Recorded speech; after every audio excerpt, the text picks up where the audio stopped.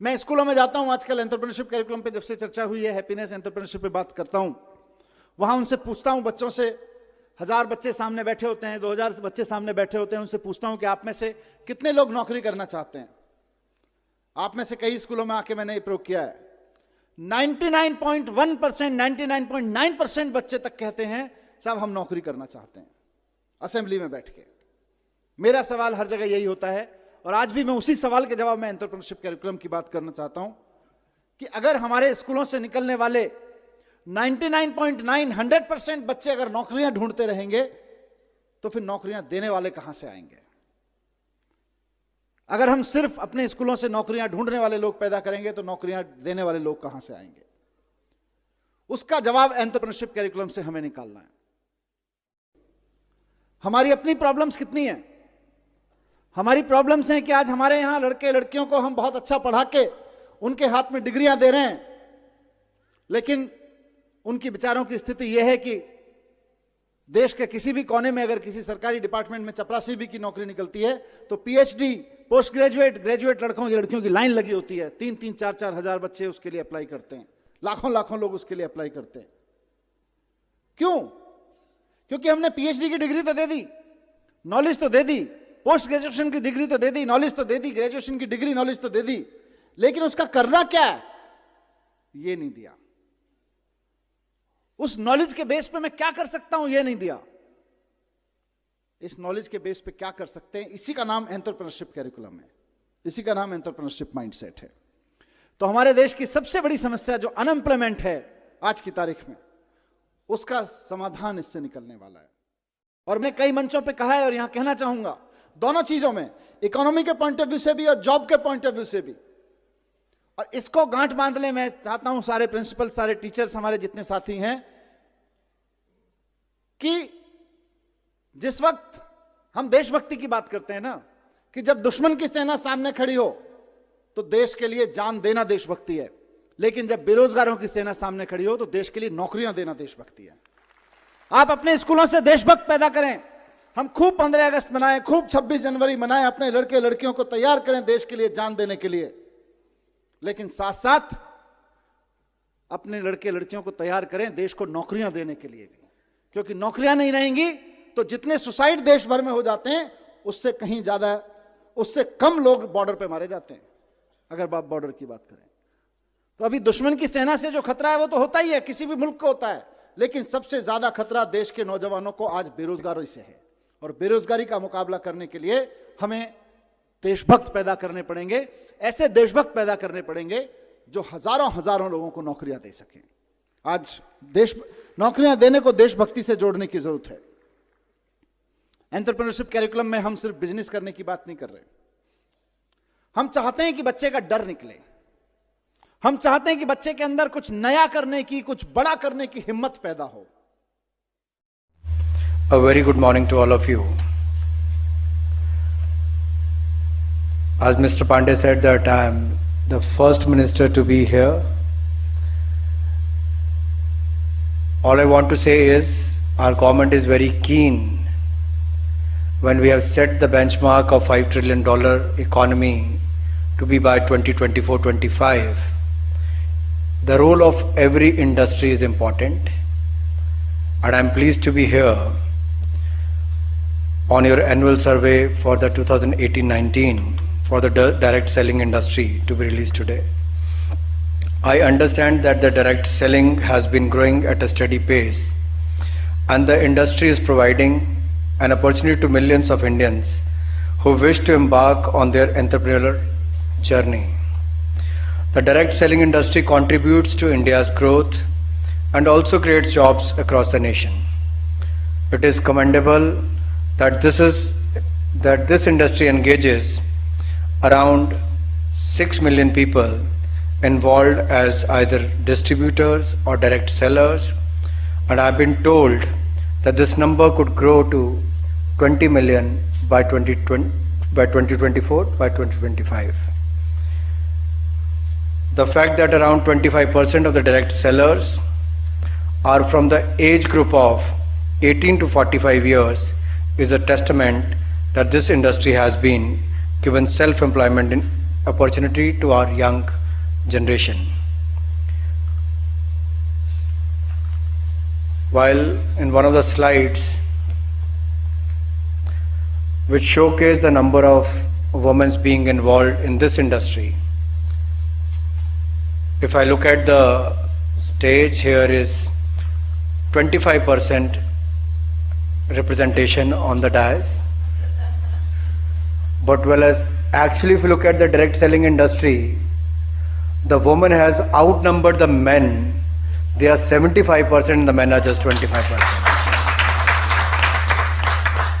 So it is heartening to hear that in this unique industry segment, the number of women sellers have increased from 2.7 million in the year 2016 and 17 to 2.85 million in the year 2018-19, which indicates that over 200 women have joined the industry every day during the past 2 years.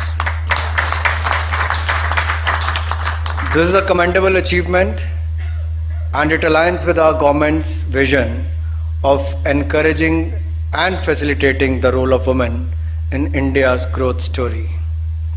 An increasingly high number of women homemakers are joining this direct selling business, as this business gives them an opportunity to supplement their family income whilst ensuring there's the flexibility needed with their work. And I'm sure the target what you have set for yourself and for the industry to be among the top 10 players in the world is going to ensure a large number of women and young entrepreneurs and direct sellers to be engaged in the coming years.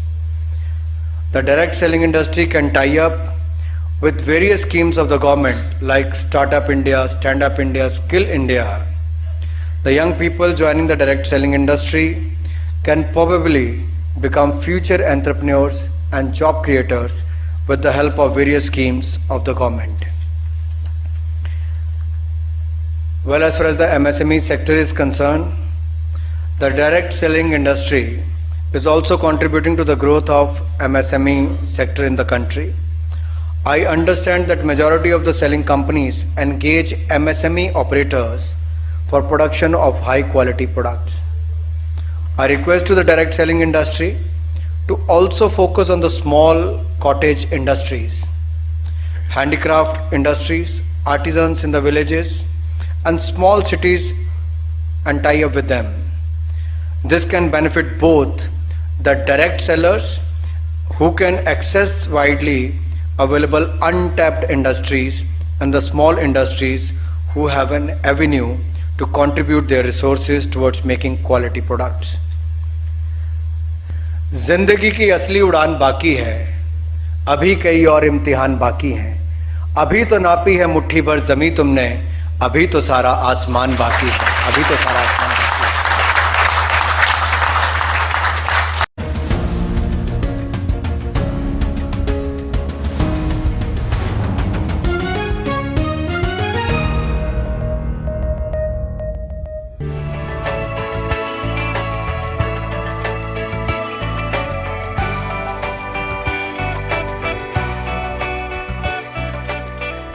Privilege for me to be here in the midst of all of you.